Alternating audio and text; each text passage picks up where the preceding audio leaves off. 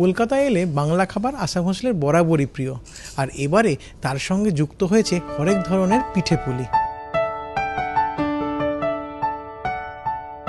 কলকাতায় এসে পিঠের স্বাদ চেখে দেখলেন আশা ভোঁসলে, জানলেন রেসিপিও।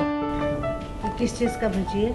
ये पम्पकिन है ना, उसका फ्लावर जो होता है उसका है, उसका सब्जी भी অঘ্রাণে নবান্নে পিঠে চেপে আসে পৌষের পিঠে পার্বণ। পিঠে পার্বণকে ঘিরে শীতের শহরের পারদ চড়ছে।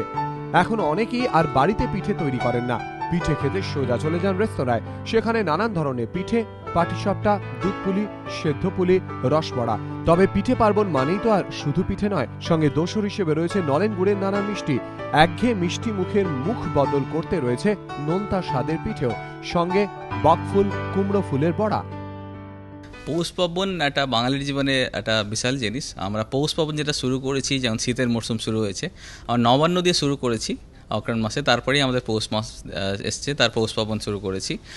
পৌষ পার্বণ মানে বাঙালির জীবনে পিঠেপুলি তো থাকছেই, পিঠেপুলি ছাড়াও খাবার অনেক বাহারি থাকছে। যেমন আপনি এই সিজনে যেগুলো থাকে, যেমন বকফুলের বড়া, কুমড়ো ফুলের বড়া, শীষ পালংয়ের বাহার, এছাড়াও ননভেজের কিছু অনেক বাহারও আছে। শহরে শীত আছে পৌষ ও মাঝপথে, পৌষের শহরে মন চায় খেতে পিঠে।